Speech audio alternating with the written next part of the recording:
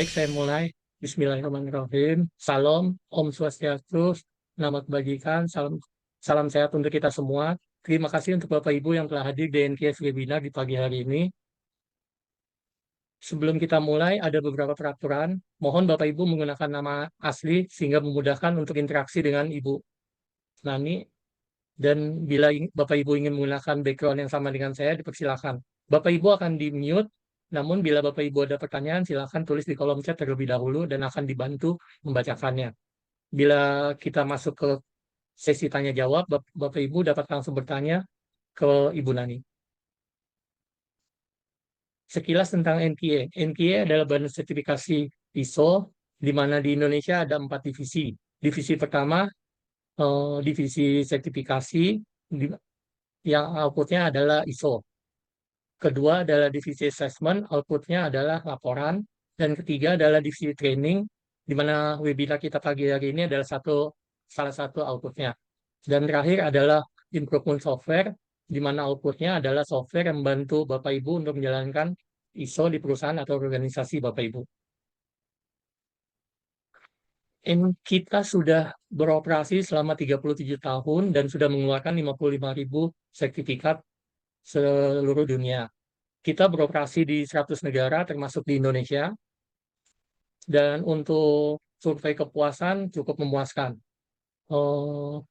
Jumlah karyawan kita ada 100.000 orang di seluruh dunia. Sekedar untuk info, event kita pagi hari ini gratis alias tidak berbayar. Namun bila Bapak Ibu ingin mendapatkan e-sertifikat seperti di sebelah kanan dan e-materi, e-book, dan rekaman webinar hari ini, Bapak Ibu ada sedikit investasi sebesar 150.000. Dipersilakan bila Bapak Ibu ingin mendapatkan modul untuk scan barcode-nya. Bonus itu kita hari ini ada 3 dan semua berkaitan dengan event kita hari ini. Tanpa membuang waktu, saya persilakan Bu Nani untuk melanjutkan event kita pagi hari ini, Bu. Silakan, Bu. Baik, terima kasih Mas Alphonse atas pembukaannya. Selamat pagi Bapak Ibu sekalian. Assalamualaikum warahmatullahi wabarakatuh. Salam sejahtera untuk kita semua. Senang sekali bisa kembali bertemu. Seingat saya mungkin sudah kurang lebih mungkin 3 bulan yang lalu saya mengisi NQA ini ya, tapi kemudian diberi kesempatan lagi, alhamdulillah, puji syukur, mudah-mudahan di hari Sabtu, hari yang utamanya biasanya digunakan untuk berkumpul dengan keluarga, tapi masih bisa digunakan untuk saling berbagi, alhamdulillah, itu menjadi kesempatan yang baik dan juga kalau bagi saya pribadi adalah rezeki yang diberikan oleh Allah, karena dengan demikian saya bisa mengingat kembali perjalanan-perjalanan bagaimana saya mengelola perubahan sampai dengan saat ini. Karena ketika kita bicara perubahan, perubahan itu adalah keniscayaan. Artinya dari dulu sampai sekarang yang abadi memang perubahan gitu. Ya, oleh karena itu tema pagi hari ini hingga nanti 2 jam ke depan kita bicara tentang leading change, yaitu strategi mengawal perubahan secara humanis. Dan saya Nani Subarto, mungkin bagi yang belum pernah berjumpa dengan saya, keseharian saya aktif di Persona Global Indonesia, yaitu consulting firm yang banyak sekali memfasilitasi perusahaan-perusahaan di Indonesia untuk mengelola perubahan. Jadi ada 3 fokus kami yang biasanya membantu kami untuk mudah memfasilitasi perusahaan-perusahaan dan juga sumber daya manusianya untuk mengelola perubahan. Maka fokus kami ada 3, dalam hal ini adalah kami memiliki sepak terjang atau pengalaman bagaimana kami bisa memfasilitasi solusi perubahan yang terintegrasi. Kemudian kami juga memiliki pengalaman yang panjang khususnya di dalam membantu mengisi gap kompetensi gitu ya.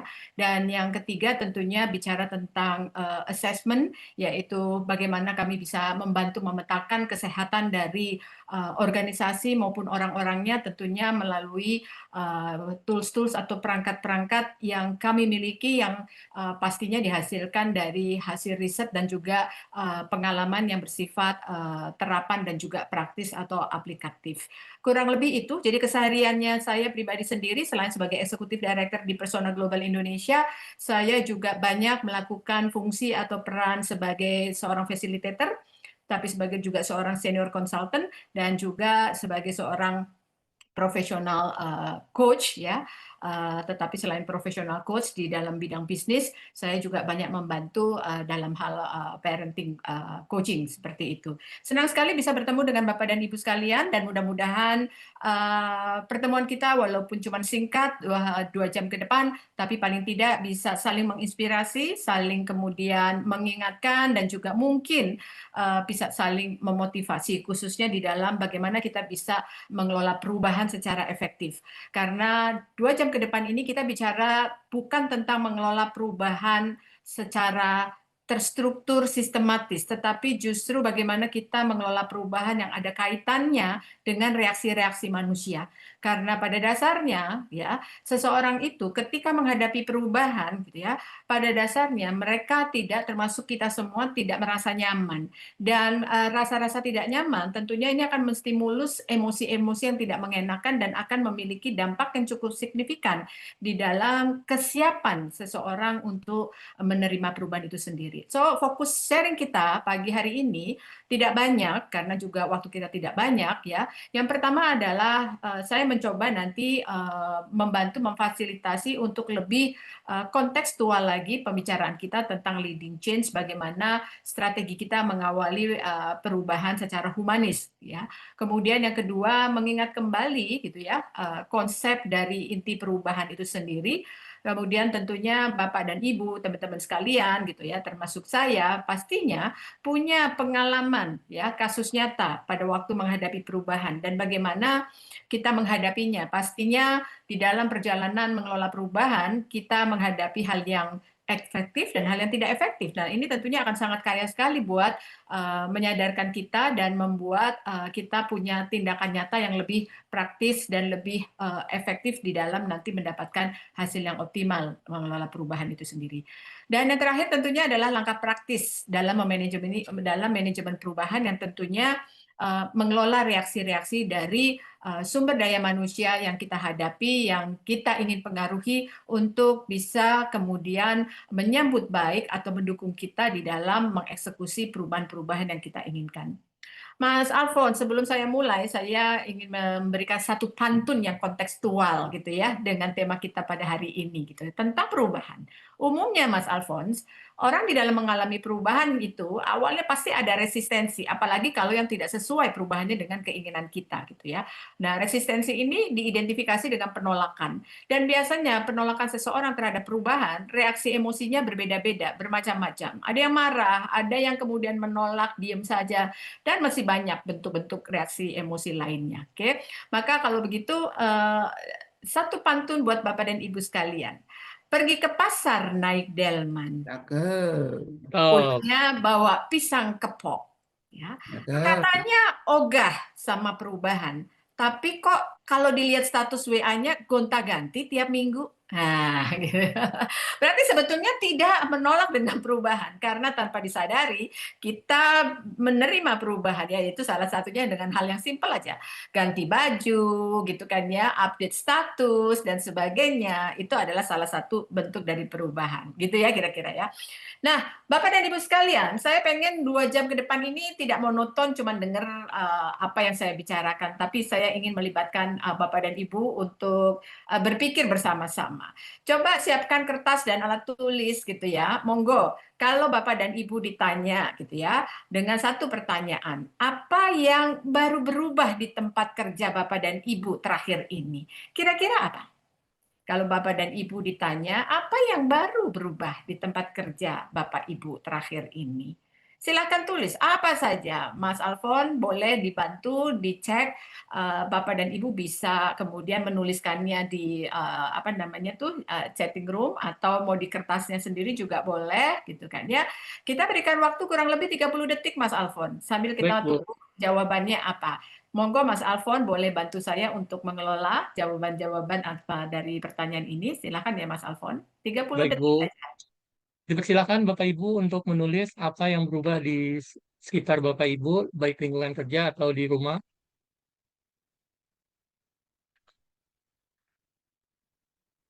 sudah ada dari Pak Erik, Bu, pergantian Oke, BOD dan komisaris. oke, pergantian BOD dan komisaris. Oke, Dari Bu Anita banyak menggunakan Gform, Gsit, dan Gdrive. Wah. oke. Dari Bu Dia, perubahan regulasi dari atasan yang belum sepenuhnya diofisialkan mengenai aturan dinas. Mhm. Baik. Ya, gimana? Dari Bu Anita lagi, Bu, Yes. penggunaan atap metal makin masif Hmm. sehingga udara cepat panas. Oke. Oh, Oke, baik. Oke, sambil nunggu yang lainnya ya Mas Alfon ya. Tapi kalau dari jawaban-jawaban dan apa namanya para peserta yang hadir di webinar ini Mas Alfon, sebetulnya bisa kita bagi dalam 3 klaster besar gitu ya. Rata-rata menyentuh perubahan yang terkait dengan yang namanya struktur atau sistem. Tadi kebanyakan begitu ya. Kemudian perubahan yang terkait dengan proses, perubahan yang terkait dengan perilaku dan budaya. Tetapi yang perilaku dan budaya belum banyak disentuh di sini. Nah, kalau kita lihat nih, jawaban-jawaban dari beberapa orang yang ditanya, kira-kira perubahan apa yang baru-baru ini mereka hadapi gitu ya di tempat kerja, maka pastinya jawaban mereka kecenderungannya adalah satu, perubahan yang terkait dengan struktur organisasi. Tadi seperti pergantian BOD, komisaris, itu kan pergantian struktur organisasi. Kemudian ada yang namanya perubahan dalam organisasi itu adalah contohnya peningkatan digitalisasi, yaitu bagaimana menggunakan form-form yang lebih praktis gitu ya, atau perubahan gaya kepemimpinan yang sebelumnya leader kita punya gaya yang memfasilitasi, ngayomi. Tiba-tiba kita menghadapi leader yang gaya kepemimpinannya mendominasi. Ya, ada tuntutan produktivitas meningkat dari target yang sebelumnya cuma 100%, sekarang dinaikkan menjadi 120%. Perubahan lokasi atau pola kerja itu kan menimbulkan ketidaknyamanan seperti yang tadinya bisa kerja secara work from home-nya banyak tapi sekarang sudah work from office gitu ya. Perubahan sistem penilaian kinerja atau kemudian mulai banyak perusahaan memberikan pelatihan sehingga waktu yang dialokasikan untuk mengembangkan diri lebih banyak dan ini membuat keteteran untuk menyelesaikan pekerjaan misalnya. Atau pengurangan SDM karena adanya efisiensi tim ya, atau perubahan dalam budaya organisasi yang biasanya masih bisa kerjanya fleksibel sekarang harus dengan kedisiplinan waktu misalnya gitu ya, dan juga perubahan teknologi internal. Nah, ini semua adalah perubahan-perubahan yang umum dan kalau tadi dari jawaban Bapak dan Ibu sekalian itu menandakan bahwa kita semua menghadapi perubahan dan perubahan itu bentuknya macam-macam. Oke. Nah, pertanyaan yang berikutnya adalah apa perbedaannya perubahan dengan transisi? Oke, karena ini menjadi sesuatu yang sangat kontekstual dengan judul kita ketika kita bicara tentang leading change, yaitu strategi mengawal perubahan secara humanis, maka perubahan dan transition itu memiliki relevansi yang sangat kuat dengan judul kita dan memiliki perbedaan yang signifikan. Saya ingin mengajak Bapak dan Ibu, teman-teman sekalian, untuk memaknai arti dari perubahan itu sendiri ya. Jadi kalau kita lihat dari terminologi yang ada tentang perubahan, maka perubahan itu adalah pergeseran kondisi, pergeseran struktur, ya, perubahan proses, perubahan peran, perubahan teknologi yang terjadi dalam suatu organisasi atau individu. Dan perubahan itu bisa disengaja, tidak terduga, atau sifatnya kecil ataupun sifatnya besar. Itu yang namanya change atau perubahan. Jadi kalau buat saya itu menggambarkan situasi kondisi fisik gitu ya, struktur, proses, peran gitu. Sementara transisi ini sangat bagus pernyataan dari William Bridges. Dia mengatakan ya, kalau perubahan itu menggambarkan situasi, tapi kalau transisi itu lebih relevan kepada atau lebih terkait kepada yang namanya psikologis.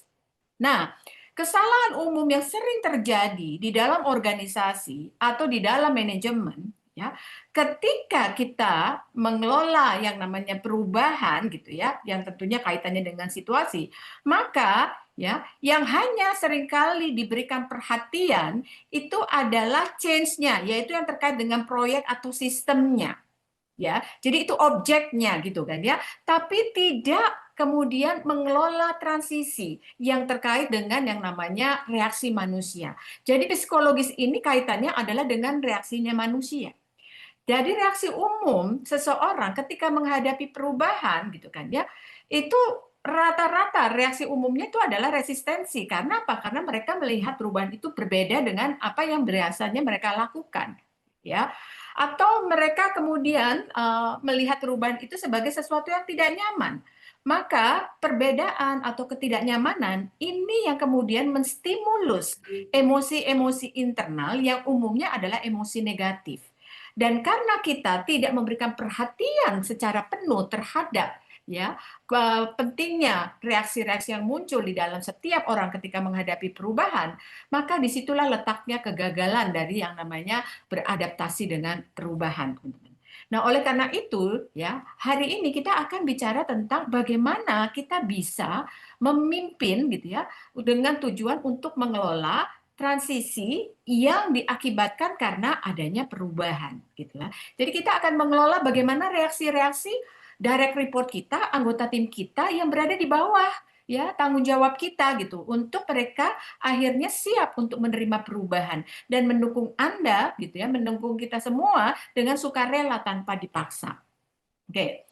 Nah, ini menjadi penting Bapak dan Ibu sekalian, kalau kita perlu sekali ternyata untuk mengenal tahapan-tahapan emosional ya yang bisa jadi muncul dari diri seseorang ketika menghadapi perubahan.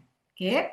Yang pertama gitu kan ya Bapak dan Ibu sekalian, reaksi umum gitu atau reaksi emosional yang umum itu adalah denial. Denial itu nolak ya, maka ada kata-kata yang sering sekali kita dengar ketika suatu company ya ingin mengaplikasikan satu pendekatan baru gitu ya, maka spontanitas yang biasanya disampaikan oleh orang-orang yang denial adalah itu tidak mungkin terjadi gitu. Kalau kata-kata itu ngomong itu nggak mungkin deh diterapkan, maka sebetulnya karyawan itu atau mungkin kita itu mengabaikan informasi perubahan, sudah menutup diri ya. Terus kemudian reaksi yang kedua adalah marah ya, dengan kata-kata tidak mau terima gitu kan ya, kenapa harus berubah gitu, muncul resistensi. Nah kalau ini marah nggak kita identifikasi dan kita nggak punya cara bagaimana mengelola direct report kita atau anggota tim kita yang marah karena adanya perubahan gitu kan ya, maka ini akan membuat nanti munculnya budaya-budaya negatif di dalam organisasi kita atau di dalam manajemen kita gitu ya, muncul resistensi, sinis, bisa menjadi kemudian gosip yang tidak enak dan sebagainya. Oke. Atau reaksi yang berikutnya adalah tawar-menawar atau bargaining ya. Misalnya gimana kalau kita berubahnya jangan ekstrim gitu. Artinya masih ada keengganan karena masih belum rela untuk meninggalkan zona nyaman ya. Atau reaksi lainnya adalah depresi karena apa? Burnout, karena terlalu banyak yang harus mereka serap akan perubahan. Sementara manajemen tidak peka akan hal itu. Maka muncullah yang namanya depresi, merasa tidak mampu, merasa kemudian demotivasi gitu kan ya, stres menjadi sangat tinggi. Nah, ini membuat kemudian emosional mudah sekali negatifnya keluar gitu kira-kira. Dan yang terakhir adalah acceptance atau menerima gitu ya. Orang-orang yang menerima perubahan, dia akan menyimak, dia mendengar, dan kemudian bisa jadi dia akan mengomentari dengan kata-kata, oke, kalau gitu boleh nggak bisa dilihat dulu gitu ya, atau boleh nggak kita coba gitu kan ya, atau kalau begitu apa yang harus saya lakukan? Nah, itu artinya dia sudah terbuka. Ya, sudah mulai ada keinginan untuk beradaptasi dan sudah mulai ada keinginan atau niat untuk mengeksekusi perubahan itu dan siap-siap untuk produktif, kurang lebih seperti itu teman-teman. Oke. Nah, ini menjadi kewajiban seorang leader ya yang memiliki direct report ya yang harus dikelola untuk menyiapkan diri mereka untuk siap menerima perubahan. Nah, oleh karena itu salah satu kompetensi yang nanti perlu diperkuat oleh para manajer dari aspek kepemimpinannya adalah bagaimana mereka juga punya yang namanya people skill, keterampilan memahami orang. keterampilan memahami emosi dari pihak lain. Sehingga dengan demikian kita akan memiliki informasi yang akurat untuk kemudian menjadi pijakan kita mengatur strategi bagaimana menyikapi anggota tim yang kebetulan dia sedang mungkin anger atau kemudian demotivasi. Nah, itu tentunya ya membutuhkan strategi penyikapan yang sangat berbeda dari seorang manajer kepada anggota timnya. Oke. Nah, berikutnya ada statement yang sangat bagus sekali dari Peter Senge, Bapak dan Ibu sekalian, ya. Dan saya setuju sekali gitu ya. Peter Senge mengatakan bahwa people don't resist change, gitu ya. Tapi jadi sebetulnya people itu nggak nolak perubahan, tapi dia nolak untuk dirubah gitu. Kalau saya memaknainya begini simpelnya, orang itu hanya mau berubah kalau nggak dipaksa, gitu. Ya, dan orang itu akan menikmati perubahan yang menetap lama di dalam dirinya gitu ya dan menghasilkan sesuatu yang efektif kalau itu ya dimulai dengan kesadaran dirinya sendiri. Jadi bukan dipaksa. Oleh karena itu, seorang manajer melalui aspek kepemimpinannya, maka dia harus punya cara bagaimana mempengaruhi anggota timnya. Bagaimana seorang leader harus punya cara ya, punya kemampuan mengelola pola pikirnya dan mengelola emosi dari anggota timnya. Sehingga dengan demikian, pada akhirnya anggota timnya bisa melihat itu secara objektif dan kemudian bisa terinspirasi dan mau dengan sukarela menyambut baik perubahan itu sendiri. Ya. Jadi teman-teman, Bapak dan Ibu sekalian, ya, ketika orang diminta berubah, maka sangat diperlukan kemampuan kita untuk bisa memahami, untuk bisa kemudian bercerita, untuk bisa kemudian memahami kebutuhannya. Ya. Orang itu akan bisa menerima, ya, asal mereka itu dilibatkan, diberikan informasi yang cukup. Kemudian diakui keterlibatannya, diakui kemampuannya, gitu ya, dan bahkan diberi kesempatan, gitu kan ya, untuk mengelola perubahan itu sendiri. Tapi dia akan menolak kalau dipaksa atau dia tidak dikasih informasi yang cukup dan hanya kemudian diinstruksi.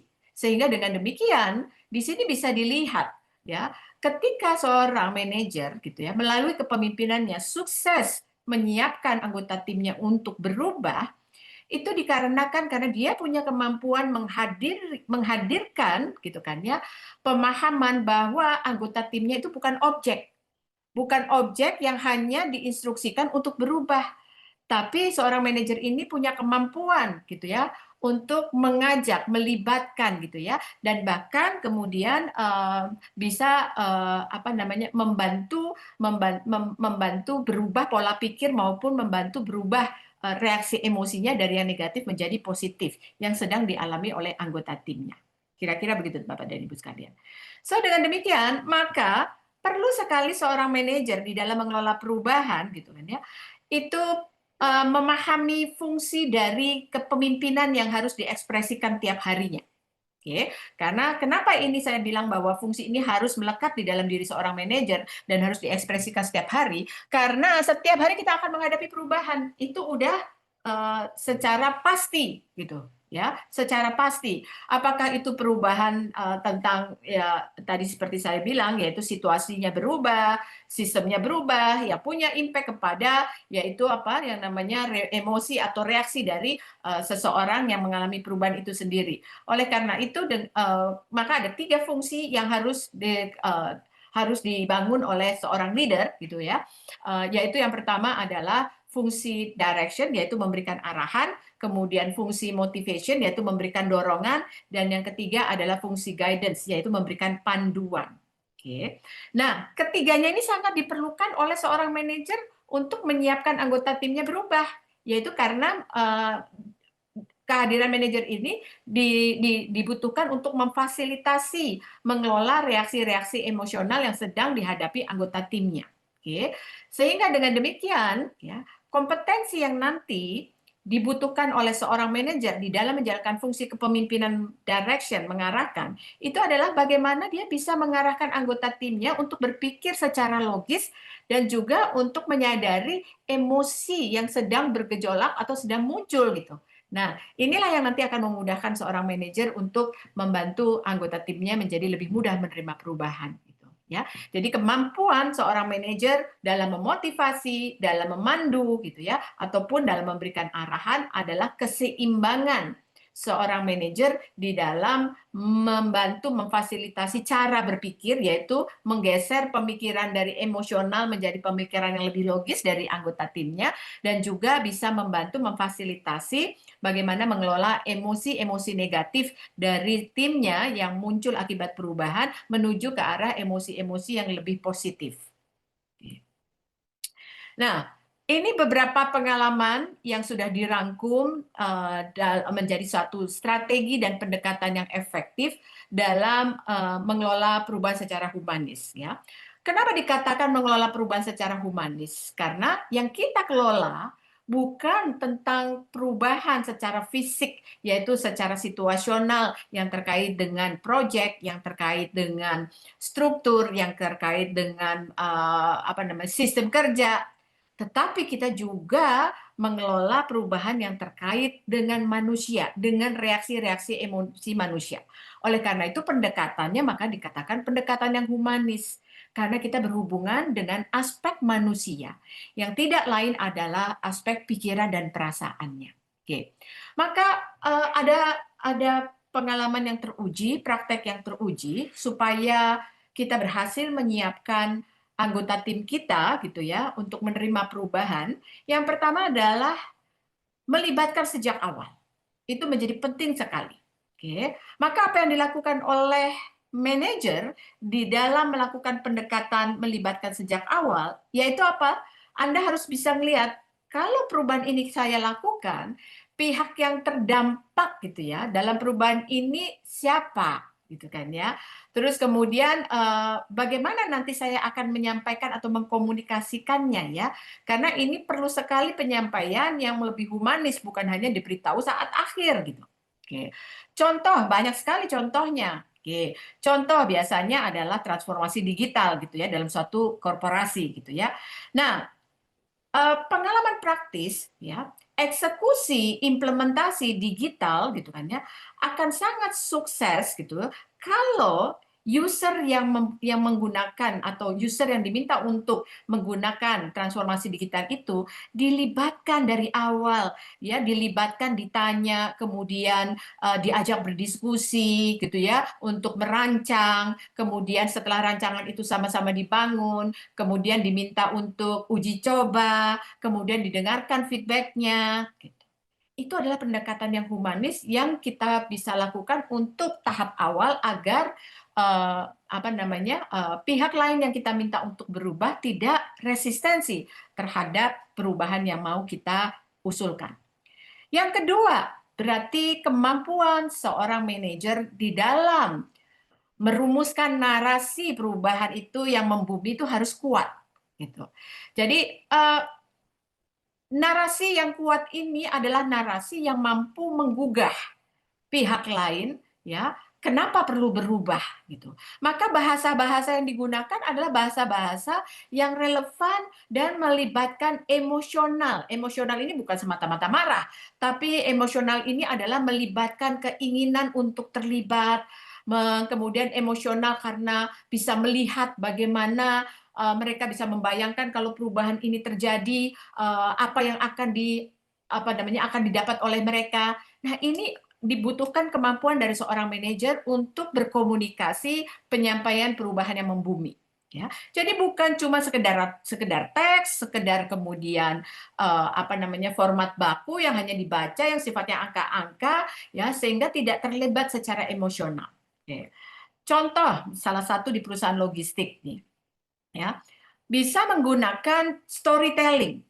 Oke, kalau saya biasanya kalau memandu anggota tim saya untuk melakukan atau menerima metode pengelolaan katakanlah program dengan cara yang baru gitu, maka saya akan mulai dengan storytelling, bagaimana saya punya kesempatan bertemu dengan pihak lain yang kemudian pihak lain itu bisa menunjukkan pengelolaan yang berbeda dari kita gitu ya, sehingga kemudian saya libatkan anggota tim saya dengan membuka yang namanya pertanyaan apa yang bisa kita maknai dari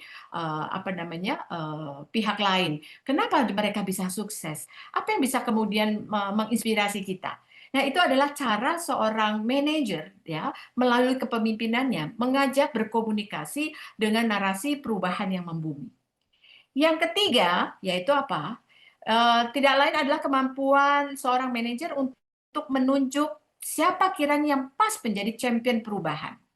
Maka ini perlu kepekaan dari seorang manajer untuk melihat di dalam anggota timnya adakah mereka menunjukkan perilaku sebagai seorang leader yang informal. Maka bisa jadi itulah yang kemudian kita dekati, kemudian kita ajak berkomunikasi, kita libatkan sebagai motor perubahan. Oke. Nah, contoh lainnya misalnya, kalau saya pribadi di dalam mengenal anggota tim saya, maka saya akan lihat kapasitas yang dimiliki oleh anggota tim saya lewat gaya komunikasi atau gaya sosialnya. Ya. Apa yang saya kenal gitu ya dari aspek gaya komunikasi atau gaya sosial, maka sebetulnya gaya komunikasi atau gaya sosial itu hanya dibagi dua klaster besar, Bapak dan Ibu sekalian, yaitu gaya komunikasi yang people oriented dan gaya komunikasi yang task oriented. Oke. Tapi di dalam gaya komunikasi people oriented itu dibagi lagi menjadi dua. Ada gaya komunikasi yang people oriented tetapi concern-nya itu kepada tantangan, kepada kreativitas. Maka orang-orang yang gaya komunikasinya people oriented, concern-nya kepada tantangan atau kreativitas, maka dia akan senang sekali kalau dilibatkan oleh kita gitu kan ya, untuk bisa memberikan gitu kan ya, inspirasi-inspirasi atau ide-ide yang brilian untuk membuat perubahan ini menjadi lebih sukses. Oke. Nah, di sisi yang lain, gaya sosial yang people oriented, gitu ya, gaya sosial yang people oriented punya concern kepada hubungan baik, kerjasama tim yang kompak, gitu. Maka Anda bisa kemudian ya melibatkan mereka untuk bisa menjadi penengah atau misalnya menjadi organizer ya atau penghubung dari berbagai lintas divisi gitu ya, karena dia punya kemampuan itu. Oke. Nah, gaya komunikasi lainnya yang lebih kepada task oriented gitu ya, itu biasanya saya mengenalnya dibagi menjadi dua, yaitu gaya komunikasi task oriented yang fokus kepada job pekerjaan itu maunya diselesaikan dengan cepat, dan ada juga yang concernnya kepada kualitas dari proses. Nah, dengan demikian kita akan punya mapping yang sangat bagus sekali untuk menempatkan anggota tim kita sebagai champion-champion perubahan yang nanti bisa membantu eksekusi aktivitas-aktivitas yang sesuai dengan kapasitasnya atau kemampuannya. Oke. Nah, yang keempat adalah strategi yang nanti bisa Anda gunakan untuk bisa membantu tim Anda siap secara emosional menerima perubahan adalah Anda harus melakukan dialog. Dialog terbuka, dialog dua arah. Ya, jadi hindari yang namanya instruksi. Hindari yang namanya komunikasi tertutup. Oke. Oleh karena itu, biasakan dari diri Anda untuk bisa memiliki yang namanya kesempatan untuk bicara terbuka atau ruang dengar ya yang secara rutin Anda bisa lakukan mungkin seminggu sekali ya, atau Anda bisa lakukan yang namanya melakukan forum 3M misalnya Monday morning meeting, karena di situ Anda memberi kesempatan kepada anggota tim Anda gitu kan ya untuk bicara secara terbuka ya. Kalau saya pernah belajar pengalaman dari beberapa BUMN di mana tim di mana tim IT mereka diminta untuk melakukan implementasi software yang baru, maka tim IT di BUMN itu rutin sekali membuka yang namanya curhat teknologi gitu, bisa dikatakan begitu. Sehingga semuanya bisa punya kesempatan untuk menyampaikan unek-uneknya, apakah itu yang berhubungan dengan kesulitan atau mungkin berhubungan dengan kebutuhan fasilitas lainnya gitu ya, yang digunakan untuk bisa lebih cepat beradaptasi dalam aspek digital. Oke. Yang lainnya adalah simbol dan aksi nyata dari manajemen puncak. Artinya nih role model lagi nih dari manajemen puncak. Bagaimana manajemen menunjukkan komitmen, bukan hanya lewat kata-kata.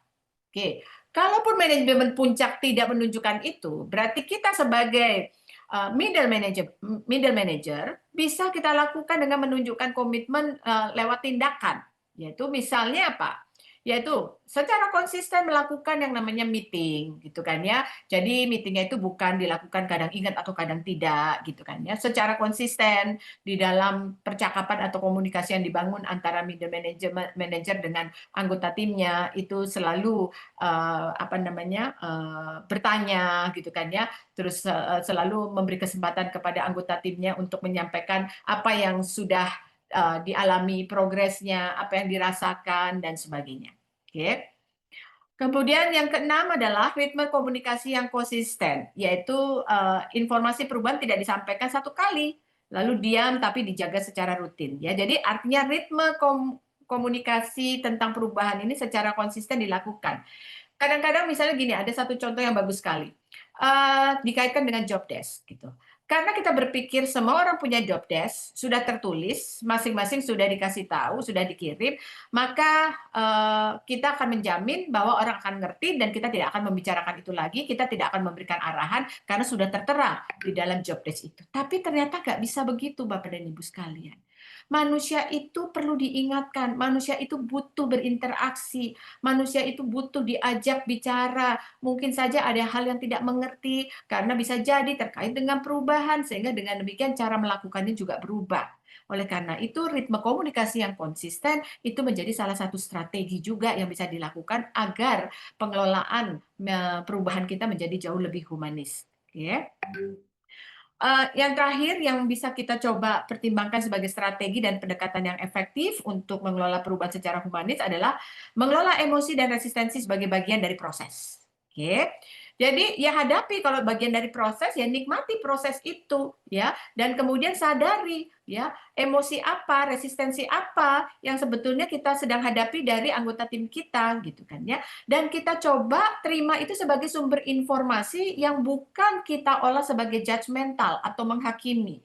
Tapi kita coba sikapi itu sebagai sumber informasi yang sangat bagus untuk membantu kita mengelola perubahan strategi yang nanti terbaik untuk bisa membantu anggota tim kita siap dengan perubahan-perubahan berikutnya. Gitu. Ya, jadi anggap bahwa ketika kita melakukan satu perubahan, maka reaksi-reaksi itu normal kok gitu loh. Ya, jadi bukan kemudian dihakimi atau dimusuhi atau membuat kita menjadi stres dan tidak nyaman. Kira-kira seperti itu Bapak dan Ibu sekalian. Oke. Nah, mari kalau gitu kita belajar supaya kita tidak susah-susah untuk menemukan atau untuk terjebak di dalam hal yang tidak efektif ya. Saya coba membantu untuk mengklasterkan hal-hal yang tidak efektif atau yang sering terjadi dalam leading change ini ya, tentunya kaitannya dengan transisi nih, menyiapkan anggota tim kita untuk ready menerima dan kemudian membantu kita untuk mengeksekusi perubahan itu. Oke. Nomor satu adalah terlalu cepat mengubah tanpa fondasi trust, ya, sehingga akibatnya menimbulkan penolakan diam-diam dan sabotase pasif nih. Saya jadi ingat sekali pernah punya pengalaman di dalam satu organisasi yang dulu saya aktif dan diberikan amanah sebagai eksekutif director, gitu. Suatu waktu owner melakukan satu perubahan yang sangat drastis dan signifikan, yaitu struktur organisasi dirombak.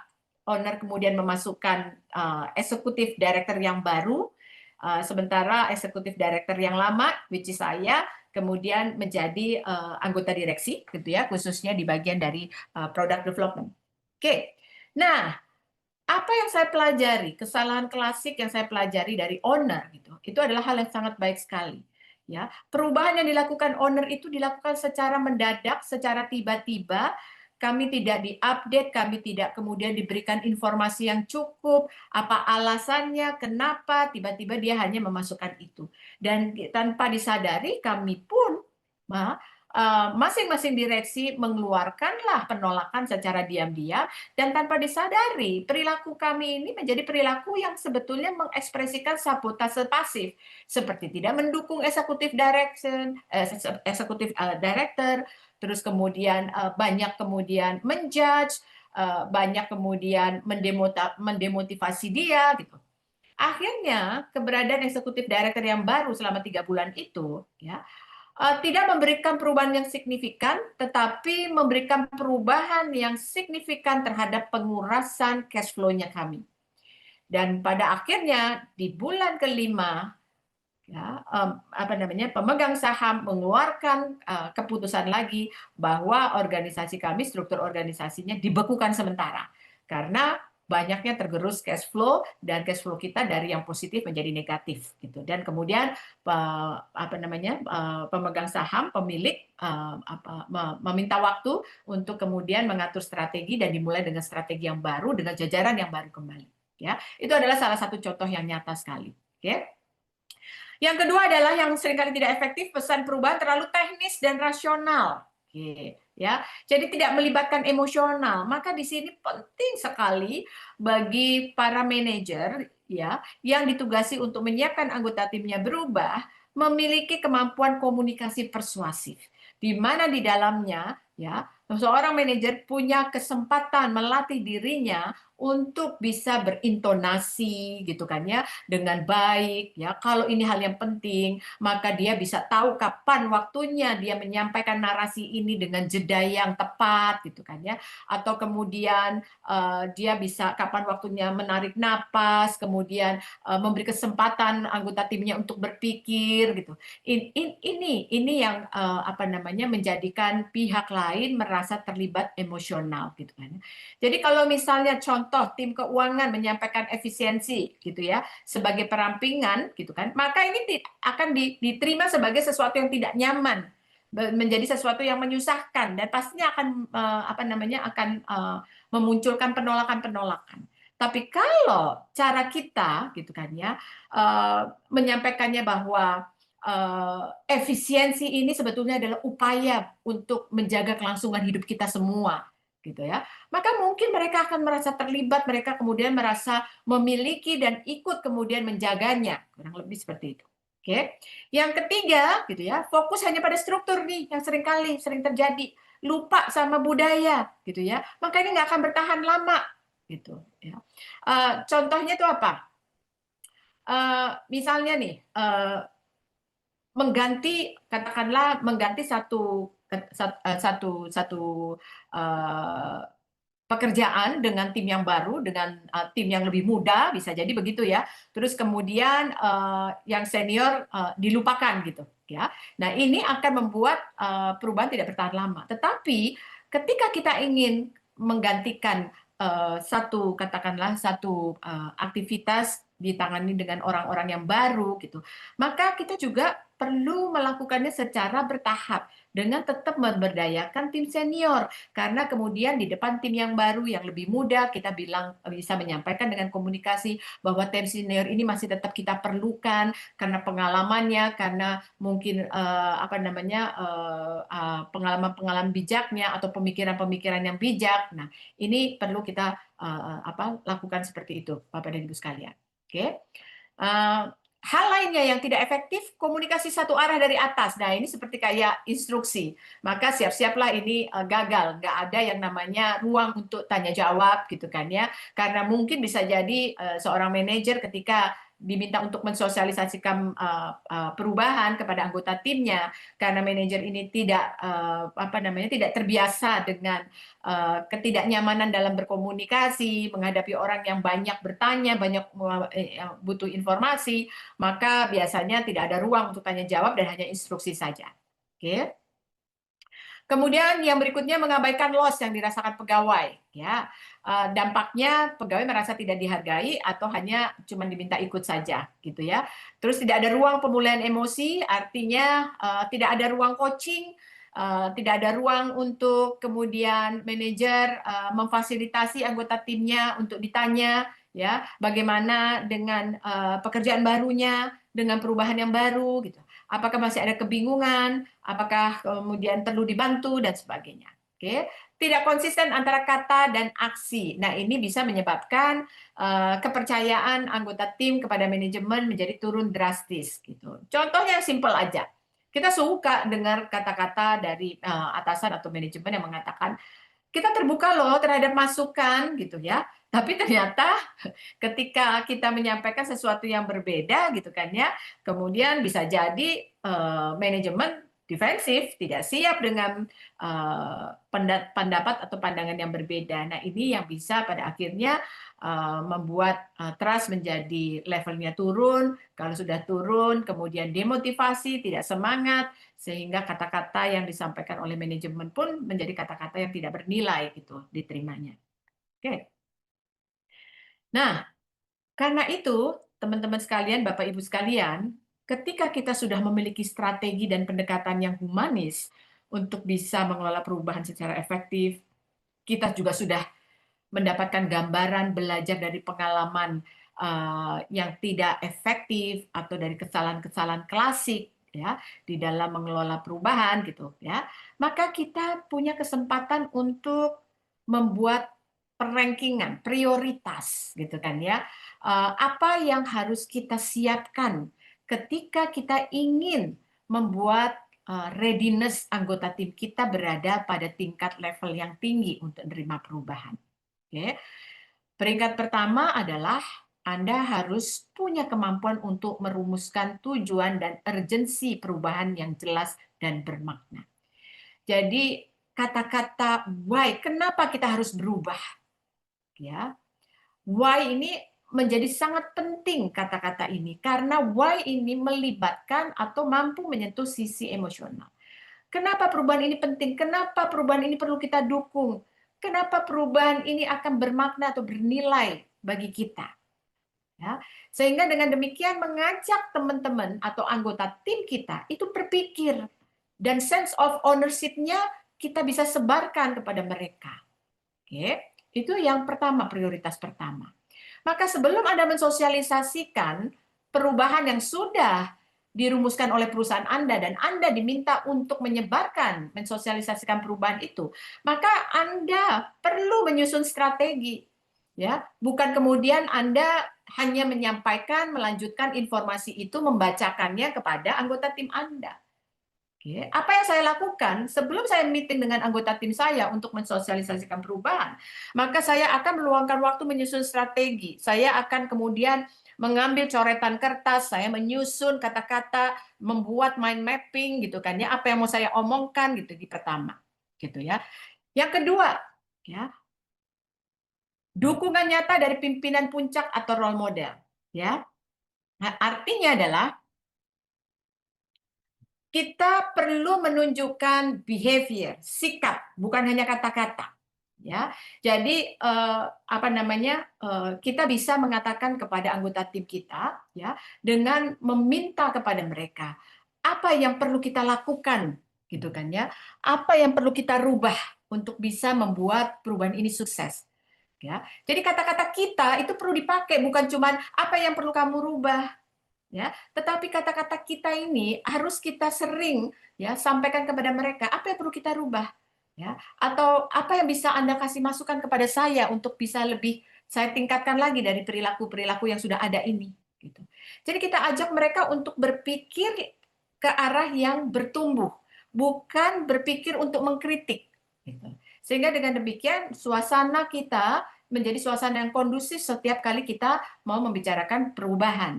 Oke. Dan ini juga mendorong anggota tim kita untuk menjadi lebih nyaman dan terbuka karena kita juga menunjukkan keterbukaan dan kesediaan atau keikhlasan untuk mendengarkan apa yang menjadi pandangan mereka gitu terhadap perubahan ini.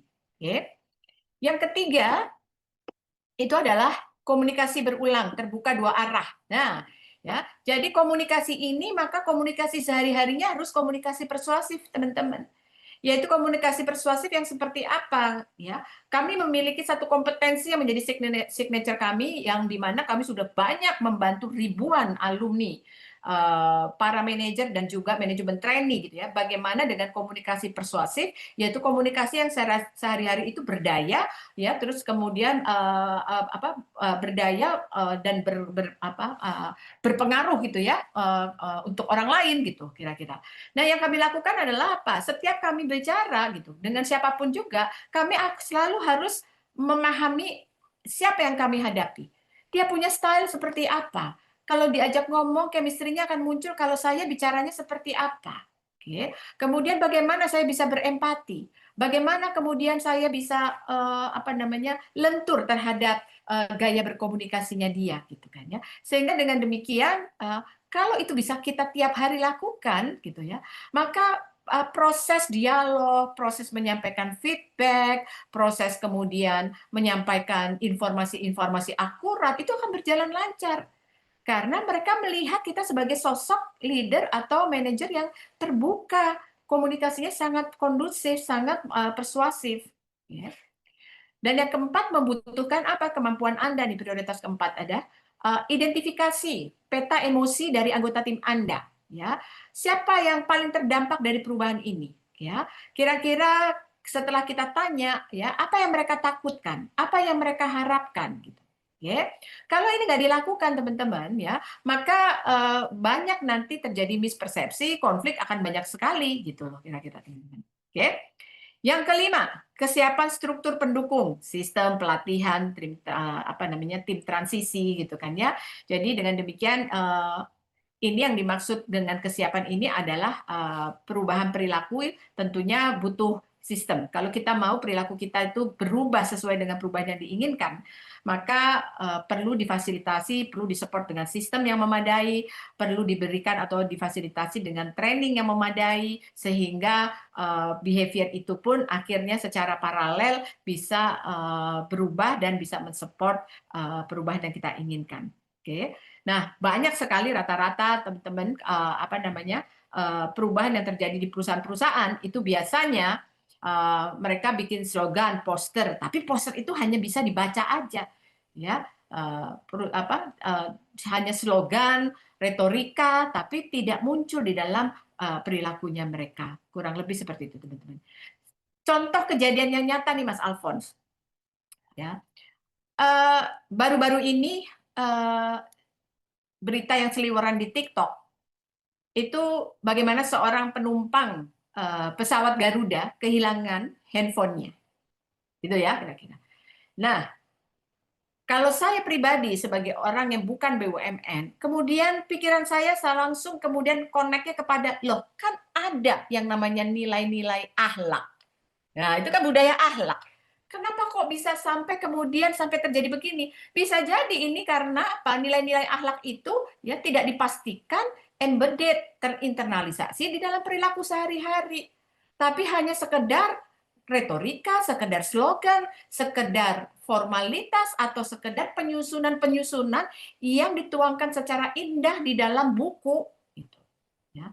Ini yang menyebabkan perubahan seringkali kemudian tidak terjadi. Kira-kira seperti itu, teman-teman. Oke. Yang lainnya adalah tadi melibatkan informal leaders gitu ya.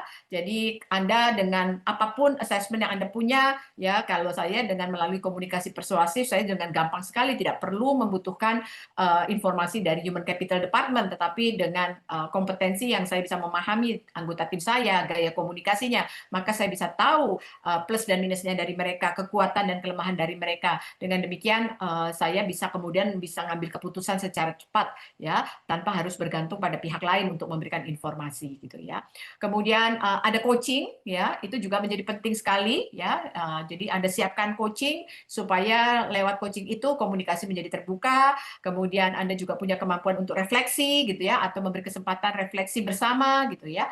Terus kemudian jangan lupa merayakan gitu. Event itu adalah kemajuan kecil ya, itu perlu dirayakan. Entah dirayakannya di dalam mungkin 3M Monday morning meeting dengan membawa makanan, terus kemudian hal yang kecil kita bisa celebrate di situ. Tapi kalau kemudian ada perayaan atau apa namanya kemajuan yang besar, lebih besar, kita perlu kreativitas dengan mungkin apa namanya minum jus di luar atau kemudian makan apa yang di luar, itu juga bisa dilakukan, gitu ya. Terus kemudian lakukan yang namanya juga jangan terputus evaluasi adaptif dan perbaikan cepat, atau di sini yang saya bilang adalah continuous improvement.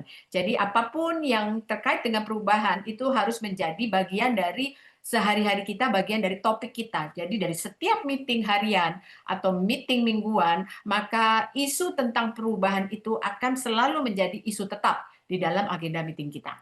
Oke. Nah, dengan demikian teman-teman, dari strategi yang kita punya secara humanis, kemudian kesalahan klasik yang sudah kita pahami dan kita tidak mau terjebak dalam kesalahan klasik itu, dan juga kemudian urutan prioritas aktivitas yang perlu kita siapkan, maka sekarang kita menjadi sadar ada beberapa kompetensi inti ya yang diperlukan oleh seorang manajer untuk bisa leading change secara humanis. Oke. Nomor satu jelas yang namanya emotional intelligence. Ya, kenapa yang namanya kecakapan mengelola emosi menjadi penting bagi seorang manajer? Ya karena kita dituntut untuk punya kemampuan tidak hanya mampu mengelola emosi diri kita sendiri yang muncul karena perubahan yang kita hadapi, tapi sekaligus harus punya kemampuan mengelola emosi orang lain. Sehingga dengan demikian, kalau Anda mau kecakapan mengelola emosinya kuat dari waktu ke waktu, maka Anda harus berlatih ya memperkuat empati Anda. Oke. Jadi apa sih yang dimaksud dengan perubahan dimulai dengan berempati, yaitu memahami, merespon emosi diri dan orang lain selama perubahan. Jadi mengenali kepekaan kita gitu ya, untuk kemudian mengenali ini emosi apa yang sedang terjadi dalam diri kita. Dan emosi apa yang sedang terjadi di dalam diri orang yang sedang kita hadapi. Ini akan memberikan informasi, kalau kita bisa mengelolanya secara logik, maka bisa memberikan informasi tentang logik atau fakta-fakta yang kemudian akan memperkaya untuk membantu mengambil keputusan kita, strategi apa yang akan kita lakukan.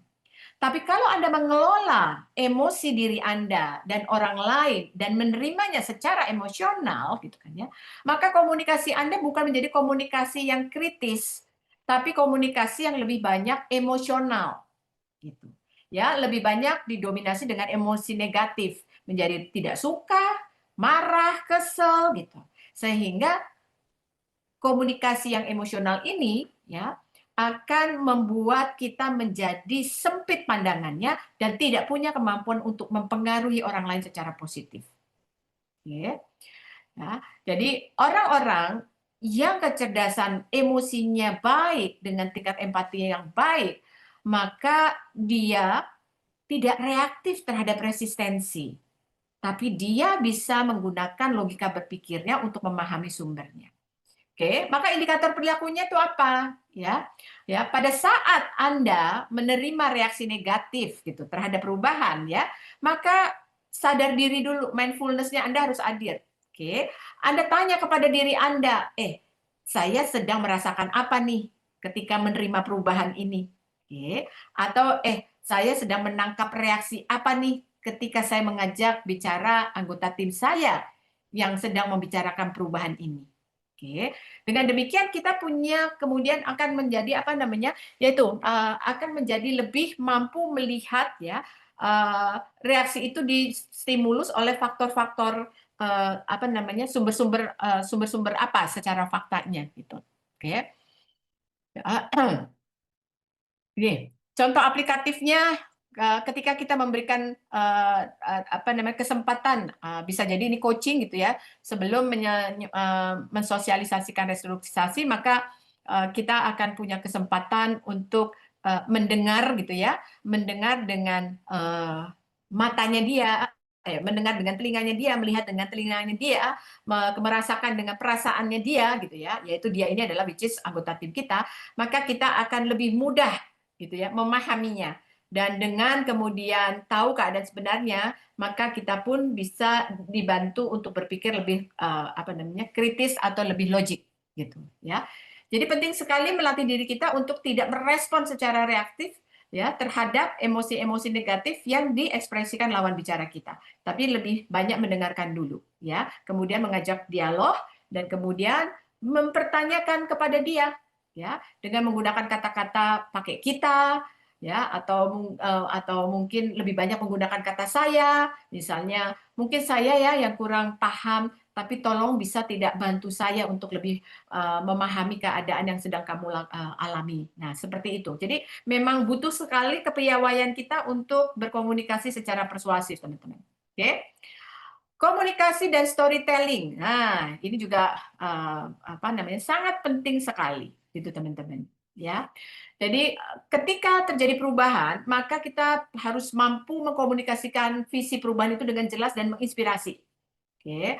Jadi seperti yang tadi saya sampaikan ya, bagaimana menyampaikan narasi ini dengan bercerita, dengan penuh penekanan-penekanan penting, tahu intonasinya, kemudian bahasa tubuhnya. Jadi bukan hanya memberikan informasi tentang data.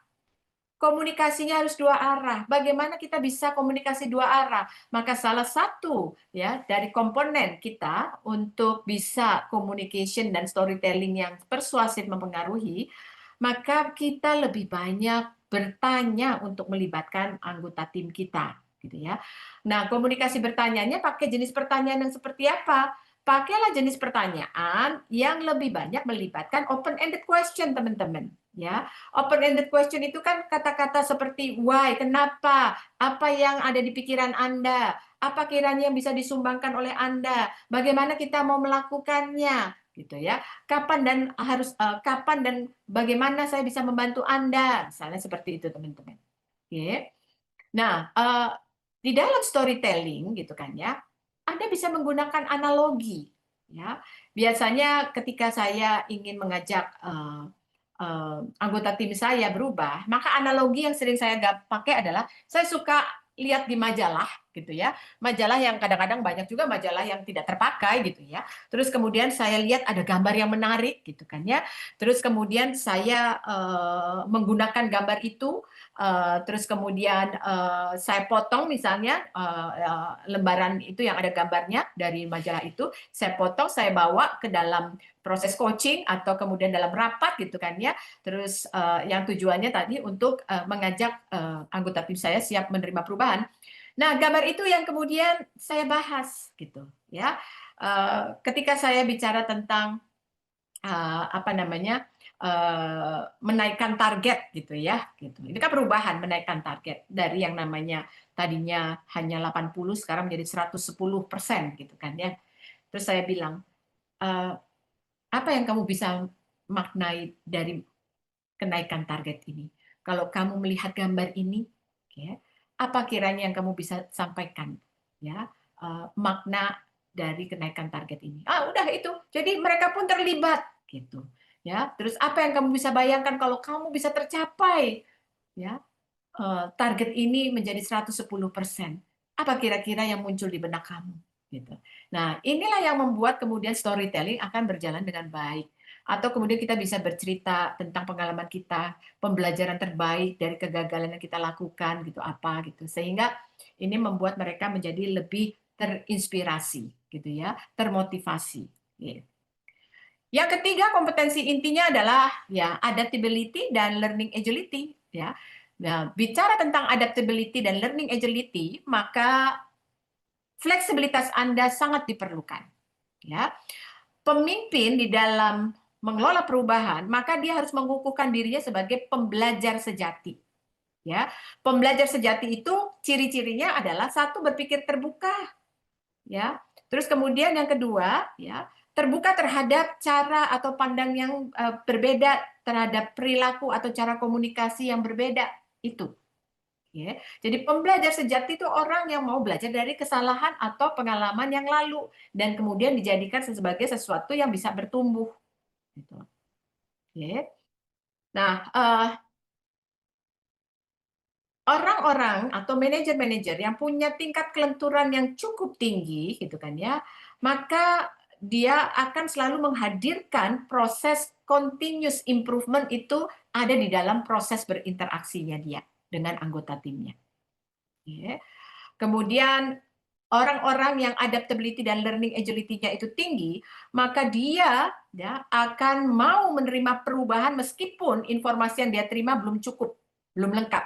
Tetapi dia sudah terbiasa mempertimbangkan resiko-resiko yang mungkin muncul. Dengan demikian, dia bisa membayangkan kalau ini dilakukan meskipun informasinya belum cukup, maka resiko yang akan muncul seperti ini, maka tindakan saya akan seperti ini. Maka tidak terlalu kaget nanti ketika saya akan menerima hasilnya.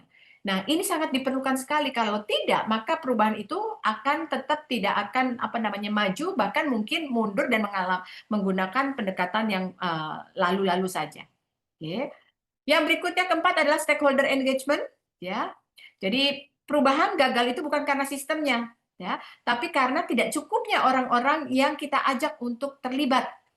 Oke. Sehingga dengan demikian perilaku yang nanti Anda harus tunjukkan adalah mampu mengubah pendekatan dengan rencana awal, belajar dari pengalaman dan proses, terbuka terhadap masukan dari semua level, gitu teman-teman. Ya, jadi ini yang membuat anggota tim kita tuh akan bisa melihat bahwa mereka merasa pendapatnya dilibatkan, kemudian mereka juga tidak takut terhadap penyampaian feedback, gitu kira-kira. Dan yang kelima adalah decision making, pengambilan keputusan di dalam ketidakpastian. Ini juga menjadi kompetensi yang diperlukan sekali. Oke, seperti yang tadi saya bilang bahwa keputusan itu diperlukan secara cepat pada saat kita menghadapi perubahan. Nah, orang-orang yang menguasai ketidakpastian yang terlalu rendah, gitu kan, maka biasanya dia tidak akan mengambil keputusan dan dia pastinya akan mengambil keputusannya berdasarkan pengalaman yang lampau saja. Nah, ini bisa jadi menjadi penghambat dari kesuksesan perubahan yang baru. Oke. Baik, teman-teman. Jadi dengan demikian, perilaku menonjol yang harus ditunjukkan oleh Anda semua. Ini dia, teman-teman. Satu, empati. Itu harus ada. Kedua, Anda sebagai manajer di dalam mengelola perubahan, gitu ya. Ya, transparan. Oke. Ya, jadi Anda sampaikan, ya, ini perubahan memang tidak enak, ya. Resikonya ini, tetapi resiko positifnya, konsekuensi positifnya ini. Gitu. Itu adalah bagian dari transparansi. Yang ketiga adalah tekun, ya. Jadi tekun itu apa? Misalnya selalu mengupdate progres, selalu kemudian membicarakan dalam meeting, selalu terbuka, gitu kan ya, terhadap apa yang sudah berhasil, apa yang tidak berhasil. Terus yang keempat adalah kolaboratif. Artinya Anda banyak melibatkan anggota tim Anda, bukan hanya menginstruksikan. Oke. Yang kelima adalah adaptif, yaitu Anda orang yang lentur, orang yang terbuka terhadap masukan, orang yang mau melakukan sesuatu yang berbeda meskipun Anda menghadapi resiko. Dan yang terakhir inspiratif, yaitu apa? Banyak-banyaklah Anda menggunakan storytelling, banyak-banyaklah Anda menggunakan analogi, banyak-banyaklah Anda menggunakan bentuk-bentuk pemaknaan-pemaknaan lainnya, seperti bentuk gambar dan sebagainya yang membuat anggota tim Anda yang diajak untuk berubah lebih semangat lagi, ya, lebih terinspirasi dan melihat perubahan itu menjadi sesuatu yang fun karena dikelolanya dengan fun dan dikelolanya dengan sentuhan manusia. Oke, baik kalau begitu. Mas Alphonse, mungkin dari teman-teman yang hadir, sebelum saya mengajak teman-teman untuk refleksi dan juga penutup, mungkin ada yang mau bertanya, mungkin. Dipersilakan bila Bapak Ibu peserta ada yang ingin bertanya, bisa langsung unmute. Dari apa yang ada di slide tadi, mungkin ada yang nggak jelas, gitu ya, atau mungkin menginspirasi lainnya. Ada Pak Jabar, Bu. Oh, enggak. Sudah angkat tangan. Ya. Silakan Pak Jabar. Terima kasih. Assalamualaikum warahmatullahi wabarakatuh. Salam sehat, Bu Nani. Salam sehat juga, Pak Jabar. Saya Jabar dari Makassar, Pak Mbak Ya. Muyan. Ya. Saya dari Makassar. Kebetulan bekerja di industri miliknya Pak JK. Perusahaan miliknya Pak keluarga Pak JK di Makassar. Kala holding lah istilahnya. Yang sekarang mengusung perubahan, ya, mengusung perubahan. Saya di bagian konstruksinya, Bu. Kerja di grup konstruksinya ya, karena ada bagi beberapa unit-unit usaha saya. Nah, Yang saya lihat dari sisi perubahan yang sekarang ini adalah di sisi manajemen pengurusnya atas atau level senior divisi GM-nya ke atas sampai manajemen puncak. Itu tadi kan dalam konteksnya Ibu bilang ada role model. Ya. Role model yang dilakukan oleh manajer ke atas ya. Di senior manager atau division head ke atas.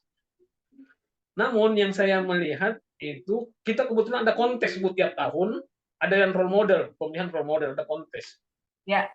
Namun menurut saya ini, mungkin saya yang salah belum dapat ilmunya atau apa, namun tidak begitu menendang hasilnya yang role model itu tidak begitu melihat ada suatu perubahan yang signifikan terhadap suatu konsep yang diterapkan di kala grup.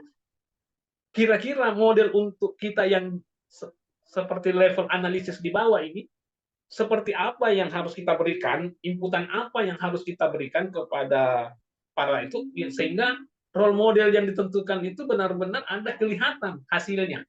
Kayaknya seperti itu. Seperti itu kira-kira, Bu. Bu Nani, saya. Oke. Terima kasih. Terima kasih Pak Jabar ya. Terima kasih atas sharingnya, terima kasih juga atas pengalaman yang sudah Pak Jabar dapatkan di tempat Pak Jabar ya, kurang lebih begitu. Nah, kalau boleh saya ulangi kembali nih apa yang sudah disampaikan Pak Jabar ya. Yang pertama kan bahwa di tempatnya Pak Jabar itu sudah terbiasa dengan adanya kontes role model. Begitukah kira-kira Pak Jabar? Betul, Bu. Oke. Ya. Nah, ketika terpilih role model ini, ya, Pak Jabar mengamati, mengobservasi bahwa keberadaan dia kurang memberikan perubahan yang signifikan. Begitu nggak kira-kira? Betul. Oke, baik gitu. Nah, karena saya tidak terlibat di situ, saya tidak ada di situ, tetapi yang biasanya saya jumpai dan juga tentunya riset yang saya lakukan melalui alumni-alumni yang pernah saya bantu memfasilitasi kaitannya dengan kreativitas dan inovatif, ya. Role model ini kan harus menjadi orang sosok yang kreatif dan inovatif. Setuju nggak Pak Jabar? Setuju, Bu. Sangat setuju kalau itu. Oke. Karena dia kan yang menjadi role model untuk mengawal perubahan-perubahan yang diinginkan di dalam perusahaannya tempat Pak Jabar bekerja, gitu kan ya. Nah, maka untuk bisa menjadi seseorang yang kreatif, gitu kan ya, ada 4 hal nih yang harus dicek dulu. Yang pertama adalah bagaimana cara dia menggunakan mental model berpikirnya Pak Jabar, ya. Orang-orang yang diminta untuk kreatif di dalam mengelola perubahan dan juga ya inovatif. Inovatif itu kan punya makna apa? Berdampak ya, bisa memberikan nilai tambah gitu kan ya. Maka salah satu faktor yang perlu dimiliki adalah kemampuan dia bisa brainholism, Pak Jabar. Ya. Apa itu yang namanya brainholism? Dia bisa berpikir dan berkomunikasi tentang masa depan, tapi dia juga bisa berpikir dan bertindak secara apa namanya tuh mikro ya, yaitu secara detail gitu ya. Banyak role model yang dipilih itu kreatif tapi dia tidak punya kemampuan gitu kan ya melakukan atau mengelola detail dari satu katakanlah satu aktivitas gitu. Maka biasanya kreativitas hanya menjadi kreativitas gitu, tapi tidak bisa diimplementasikan karena dia tidak bisa berpikir secara mikro Pak gitu kira-kira. Maka yang diperlukan tuh 2 itu. Nah, makanya dicek dulu dia brainholism nggak gitu ya. Kemudian yang kedua adalah terbukakah dia terhadap informasi gitu. Ya, artinya apa? Apakah dia termasuk leader yang memang ya memanfaatkan leadership opportunity-nya, kesempatan-kesempatan di mana dia mendatangi gitu kan ya, mendatangi situasi, kondisi atau orang-orang yang membutuhkan kepemimpinan dia. Misalnya begini, dia terbiasa dengan mendatangi, turun ke lapangan, bertanya, say hi, ada informasi apa, gitu ya. Nah, ini sangat diperlukan sekali untuk membuat role model ini memiliki dampak terhadap perubahan, gitu. Kalau dia bukan tipenya yang seperti itu, gitu kan ya, maka dia hanya percaya terhadap informasi yang dia miliki saja. Nah, bisa jadi akhirnya, kenapa Pak? Saya bilang setuju Bu, setuju, sangat setuju. Sangat setuju ya Pak ya, gitu ya. Nah, maka dengan demikian, gitu kan ya, dia nggak bisa berpikir secara luas Pak, gitu loh. Ya, kalau nggak bisa berpikir secara luas, maka apa yang dia lakukan kan tidak menyentuh secara luas, gitu. Karena dia tidak terbuka terhadap informasi, gitu. Ya, bisa jadi dia hanya terbuka terhadap informasi atasannya saja, tapi yang di bawah tidak, lintas departemen dia tidak terbuka, gitu. Kira-kira seperti itu. Yang ketiga, seorang leader yang mampu yang menjadi role model dan bisa menjadi penggerak perubahan secara positif adalah orang yang bisa menguasai ketidakpastian tinggi, ya. Orang-orang yang penguasaan ketidakpastiannya tinggi tuh Pak, ya, walaupun dia belum dapat ACC tapi dia udah tahu bahwa ini sudah dibicarakan gitu ya oleh atasan dan ini harus dilakukan segera, maka dia akan tetap memproses Pak, ya. Tapi dia memprosesnya bukan tanpa yang namanya antisipasi gitu ya, bukan dengan modal nekat, tapi dia terbiasa ya, walaupun informasi atau mungkin dia merasa belum dapat disposisi dari atasan, tetapi kalau nunggu disposisi dari atasan kehilangan peluang misalnya gitu kan ya, tapi ini sudah pernah dibicarakan dan sudah diberikan kewenangan, maka dia akan kemudian berpikirnya oke, kalau gitu saya akan lakukan. Nah, kalau saya lakukan, kira-kira risiko apa yang nanti saya akan hadapi? Oke, kalau kemudian saya bisa memetakan risiko apa yang saya hadapi, apa yang kemudian bisa saya lakukan untuk meminimumkan risiko itu? Nah, orang-orang yang seperti itu, ini yang akan membawa dampak bahwa perubahan itu akan menunjukkan, yaitu apa? Progres, hasil gitu. Tapi kalau penguasaan ketidakpastiannya rendah, gitu ya, maka dia tidak akan memprosit, Pak, tidak akan mengeksekusi, tidak akan melakukan tindakan, atau bahkan dia akan kembali lagi kepada apa? Cara-cara lamanya dia, sehingga perubahan itu gagal, ya, nggak akan tereksekusi dengan baik karena kembali lagi kepada cara lama. Gitu. Dan yang keempat adalah orang itu harus berani mengambil risiko, gitu ya. Ya, risiko yang dibutuhkan adalah berisiko yang bukan modal nekat tanpa mempertimbangkan, gitu kan ya, konsekuensi-konsekuensi dan tanpa mempersiapkan action-action apa yang harus dilakukan. Nah, kalau empat-empatnya itu dimiliki secara efektif oleh seorang role model di dalam mengawal perubahan, yakin inovatif itu akan hadir di dalam perusahaan Pak Jabar. Karena banyak sekali progres-progres yang sudah dipersiapkan dalam rangkaian tujuan perubahan itu akan dilihat oleh seluruh elemen perusahaan di tempat Pak Jabar bekerja. Gitu Pak Jabar. Apakah cukup menjawab concern-nya Pak Jabar, pertanyaannya Pak Jabar? Sudah sangat luar biasa Bu jawaban Ibu. Dari pemikiran saya bahwa sebenarnya memang role model itu bukan hanya sekedar ditampilkan ya. Ya. Mungkin dalam setelah saya mendengarkan ini, mungkin saya hanya bisa bilang, mungkin dia role modelnya hanya role model terpilih jadi role model itu baik atau apa hanya karena mungkin ada misalnya jadi masuk dalam circle ya Bu, circle-nya manajemen di atas sehingga dia bisa terpilih seperti itu. Tapi dalam konsep sebenarnya untuk role model harusnya ada 4 poin penting ini yang harus memang benar-benar dimaknai untuk dapat dipilih orang yang benar-benar jadi role model dalam suatu perubahan. Terima kasih Bu ini. Betul. Jadi seyogianya pemilihan role model itu didasarkan pada kompetensi Pak Jabar. Ya, sepakat Bu, sepakat. Jadi Terima kasih Bu. 4 yang tadi saya bicarakan itu bagian dari kompetensi sebetulnya Pak, gitu kira-kira. Gitu Pak Jabar ya. Terima kasih Bu. Sama-sama Pak. Saya tinggal lanjutkan dengan penutup ya. Jadi sebetulnya kalau kita bicara tentang perubahan itu bukan masalah ya. Kenapa menjadi bukan masalah? Kita harus terima bahwa perubahan itu niscaya, perubahan itu selalu ada, perubahan itu selalu abadi. Tapi yang sering menjadi bermasalah adalah pendekatannya. Gitu ya. Kalau pendekatan yang kita pakai itu salah gitu kan ya, maka perubahan itu tidak akan memberikan dampak positif kepada kita. Oke. Yang kedua, ternyata untuk membuat perubahan ini gitu ya, bisa memberikan dampak positif dan signifikan bagi pertumbuhan kita atau bagi pertumbuhan bisnis kita, maka pentingnya membangun sense of ownership.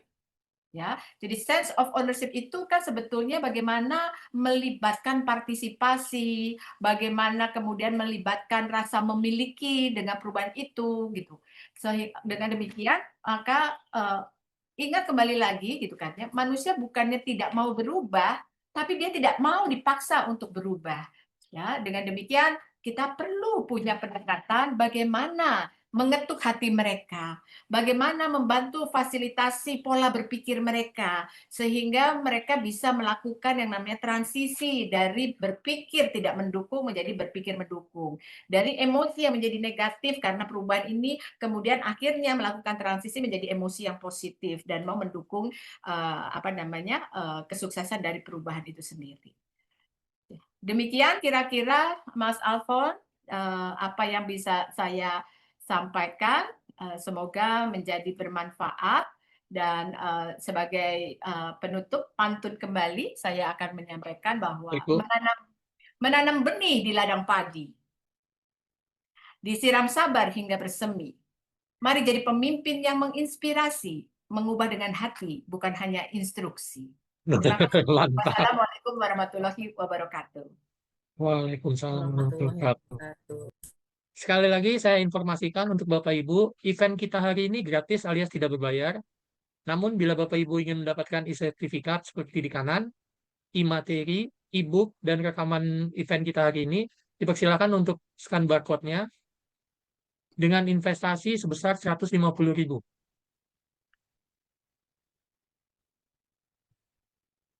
Bonus e-booknya ada 3 dan semua berkaitan dengan change management.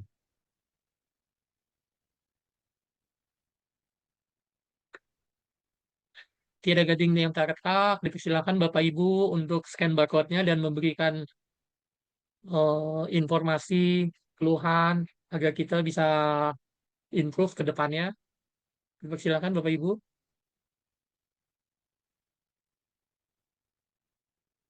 Berikut adalah barcode untuk NK Indonesia Linktree, di mana berisi sosial media dari NK Indonesia. Untuk mengikuti perkembangan dari NK Indonesia, dipersilakan Bapak Ibu untuk scan barcode-nya.